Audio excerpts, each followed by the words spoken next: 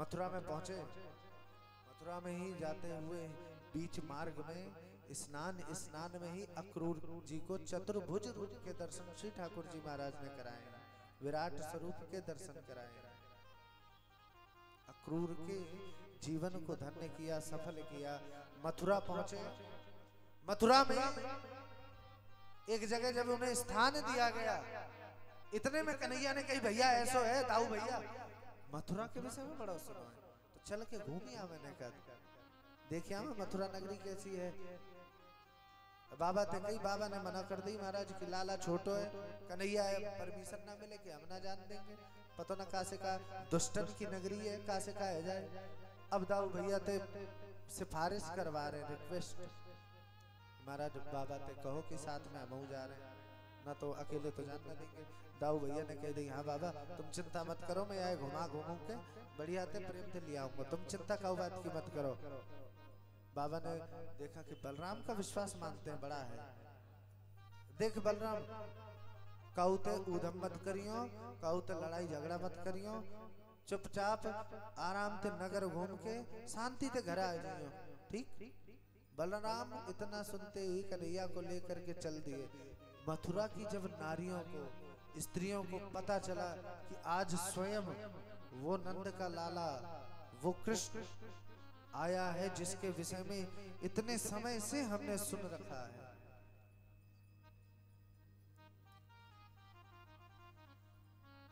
जब गलियों से निकल रहे हैं, मथुरा की जितनी नारियां हैं अटारियों में चढ़ चढ़ के देख रहे हैं, अटारियों से चढ़ चढ़ के देखना चाह रही हैं, एक झलक पाना चाह रही हैं। और जैसे ही कृष्ण बलराम गलियों से गुजर रहे हैं, निकल रहे हैं, जितनी नारियां हैं सबके हृदय उनसे छिनते जा रहे हैं। जैसे कृष्ण जब निकलते हैं ना, एक दृष्टि में ही कमाल कर देते हैं। जब से तेरे तीरे नजर दिल के पार हुए, लुत्फ ऐसा आया कि हम शिकार बार बार हुए। एक अजीब सा नशा है तेरी बंदगी में, ना तूने कैद किया और ना हम फरार हुए। तीरे नजर, जिस जिसकी नजर ठाकुर जी महाराज पर पड़ी और ठाकुर जी ने जिस जिसको देख लिया, ऐसा लग रहा है एक नजर के ही तीर से उनका हृदय घायल हो गया हो, ठाकुर जी के साथ चल दिया। इसलिए बिल्कुल इसी प्रकार से जैसे राम जी और लक्ष्मण जी गए थे, तो किसी संत ने लिखा कि सोने को गुमान गयो गोरे बिलोक सखी, सांवरे को देख नील कमल लजाए। भूपति राजेश मिथिलेश के बुलाई हुए पे युगल कुमार संग कौशिक जुलाए हैं, देखत हजारन के हियरा हरन किए, लाखन के लोचन चिते के चुराए हैं। देख देख मिथिला की आली कहीं आपस में, चित्त को संहारोरी पुरी में चोर आए हैं। जितनी मिथिला की नारियां हैं आपस में कह रही हैं अपने अपने हृदय को संभालो, आज हृदय चुराने वाले इस नगर में आए। उसी प्रकार कृष्ण बलराम सभी के हृदय को चुराते हुए भ्रमण कर रहे हैं। मित्रों ने कही भैया ऐसो है, ऐसे आनंद ना यारो, कछु ये कपड़ा ने पुराने से ना लग रहे, नए कपड़ा मिल जाते तो, वस्त्र नए नए मिले तो। देखा तो महाराज सुदामा कंस का धोबी, उससे भेंट हुई। कन्हैया ने देखा, बोले भैया एक सहायता चाहिए आपकी। बोले क्या? बोले ये जो वस्त्र हैं हमारे जितने ग्वाल वाल हैं इनने पहना दो। उसने तो कन्हैया ने बड़े प्रेम से कही, वाह ने तो महाराज सीधे आड़े में ले लियो कन्हैया है कि तुम जानते नहीं हो किसके वस्त्र, तुम्हारी औकात है ना पहनने की, इस राज्य के राजा कंस के वस्त्र। बहुत कुछ बोलने लगा महाराज वो तो। कन्हैया थे मित्र ने कहा भैया ये तो ज्यादा बोल रहा, अरे हमने यहाँ तक कछु कही ना, ये तो वैसे ही बोलने लग गो भैया, यहाँ को कछु करना पड़ेगा।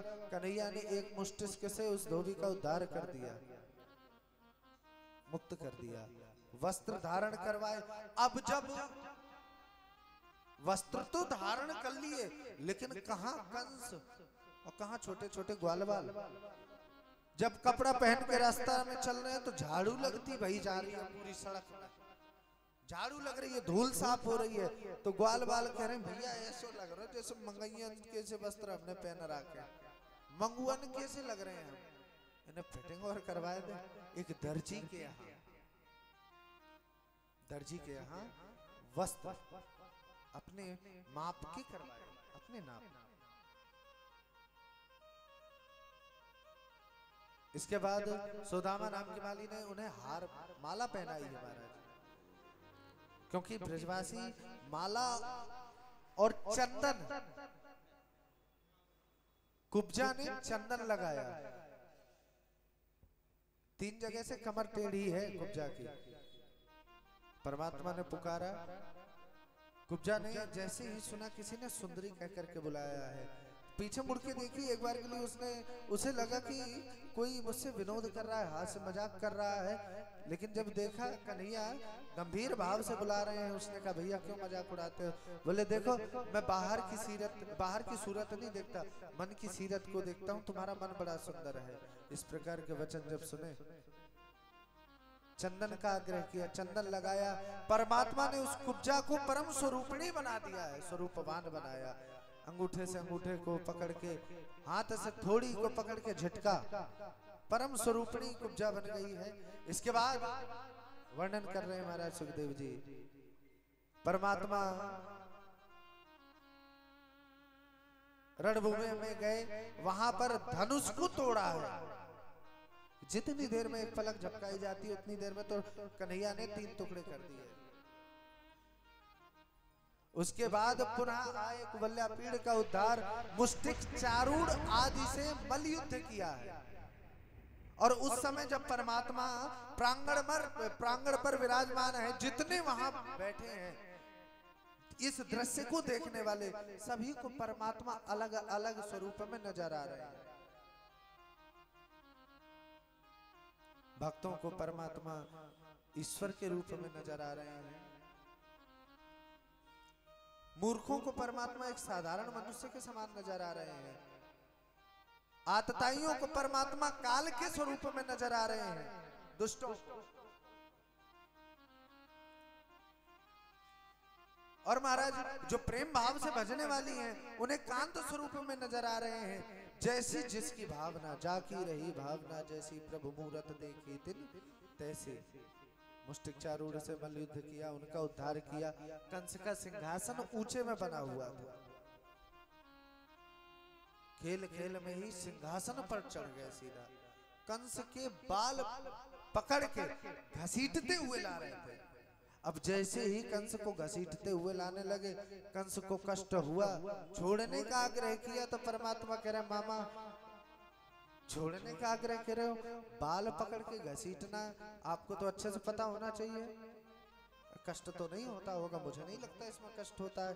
अगर कष्ट होता तो आपने मेरी माता देवकी के बाल नहीं पकड़े होते, घसीटा नहीं होता। इसका अर्थ कष्ट नहीं होता है, और अगर होता है तो जो कष्ट उन्होंने भोगा वो तुम्हें भोगने का भी अधिकार है, तुम्हें भोगना चाहिए। बालों से पकड़ के घसीट कर लाए, ऊपर सिंहासन से नीचे फेंक दिया और उनके वक्षस्थल में ऊपर से छलांग लगा दी है, छाती पर कूदे सीधा। कंस का उद्धार किया है परमात्मा ने, जो मुख्य उद्देश्य रहा।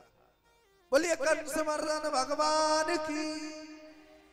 कंस के उद्धार के बाद महाराज जब सभी ब्रजवासियों ने कहा कि कन्हैया अब देख लाला 2 दिन की कह के आए, समय ज्यादा है तो जा रहे हो तो वापस चले ब्रज।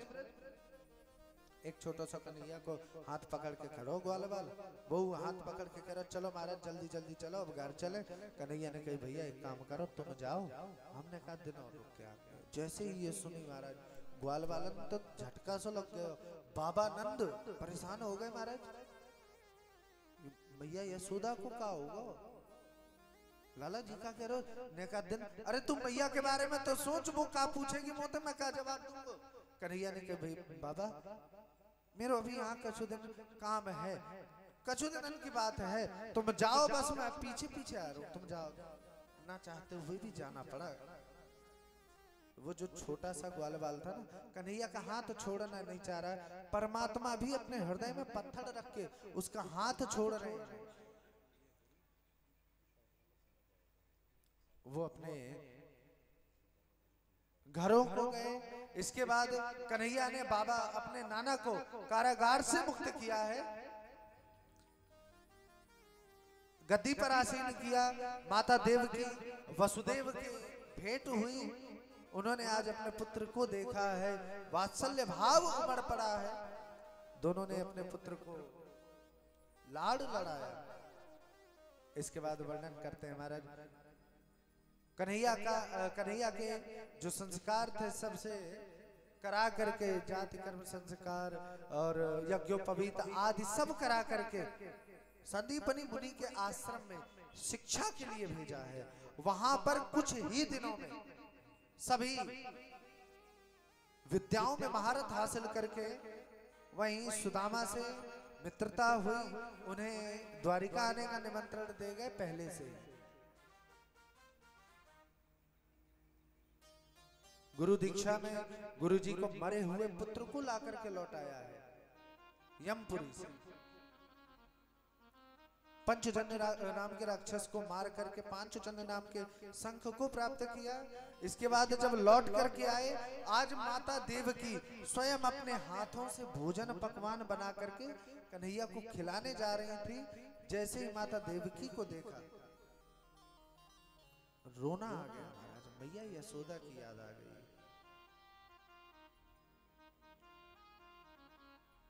भोजन करना नहीं चाह रहे। माता देवकी ने देखा आज कन्हैया ठिठक ठिठक के रो रहे हैं, आंसू निकल रहे हैं।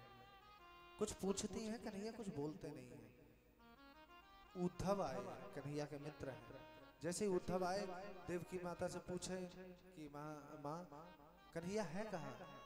जैसे माँ ने बताया कि महाराज कन्हैया तो पता ना सवेरे दिन निकल रो और बस रोए जा रहे हो। देखियो उद्धव, अच्छा भाई तू आ गए, समझिए नहीं कहा बात है, कुछ पूछ के बता तो दिक्कत का है, समस्या का है। उद्धव भीतर आए और जैसे उद्धव को देखा महाराज गले से लग गए। कन्हैया कह रहे उद्धव आज ब्रज की याद आ रही है, वृंदावन की, मैया यशोदा की, गोपियों की, ग्वाल बालों की, गैयाओं की, यमुना जी की, वो सब मेरे हृदय में समाये हैं, मैं भूल नहीं पा रहा उनको। उद्धव कन्हैया को समझाने लगा, कन्हैया तुम किसके लिए रो रहे हो? वो जो तुम्हारे अंश हैं, जो सदा से तुम्हारे थे, आगे भी तुम्हारे ही हैं, तुम में ही जिन्हें आ जाना है, जिनको खुद तुम बनाते हो उनके लिए खुद रो रहे हो। ये ईश्वर को ये बात शोभा नहीं देती है। उद्धव की आंखों में पड़ा है ज्ञान का पर्दा। कन्हैया ने देखा कि ज्ञान ज्यादा, ज्ञान का अभिमान उद्धव को है। कन्हैया जानते हैं अगर अभिमान, ज्ञान के अभिमान को दूर करना है तो वृंदावन जाना पड़ेगा। उद्धव को वृंदावन भेजा। उद्धव ने कहा कि अगर ऐसी बात है तुम्हारा संदेशा लेकर के जाऊंगा, और कह करके गए सुनो शाम तक लौट के आ जाऊंगा, तुम प्रतीक्षा करना। उद्धव गए। जब उद्धव प्रवेश करने लगे, जैसे ही वृंदावन की सीमा लगी, वहां से प्रेम ने रंग दिखाना शुरू कर दियो। कभी वस्त्रन में कांटे फंस के कह रहे हैं, कभी पपिया बुला रहे हो कि महाराज भीतर मत जाओ। वहां ज्ञानियों का काम नहीं है, प्रेम जगत में सार और कुछ सार नहीं है।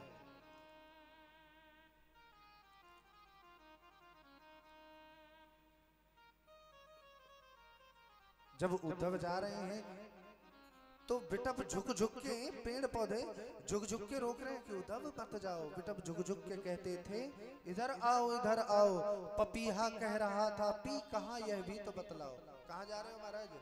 उलझ कर वस्त्र में कांटे लगे उद्धव को समझाने, तुम्हारा ज्ञान पर्दा फाड़ देंगे प्रेम दीवाने। यहाँ समझा नहीं। वृंदावन में प्रवेश किया, किसी व्यक्ति से पूछा भैया ये बताओ नंद महल कौन सा है, माता यशोदा का घर कौन सा है?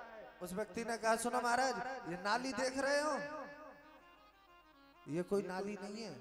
जब तक कन्हैया छोड़ के गए माँ यशोदा को, उनकी आंसुओं का जल है, अश्रु बंद नहीं है, आंखों से दिखना कम हो गया है, कानों से सुनाई देना कम हो गया है, आंसू सूख गए हैं, उन्हीं का अश्रुओं का जल है। इसका किनारे, इसके किनारे किनारे चले जाओ, जहां ये रुक जाए वही घर है, समझ लेना। उद्धव नंद महल में पहुंचे महाराज, बाबा नंद से भेंट की।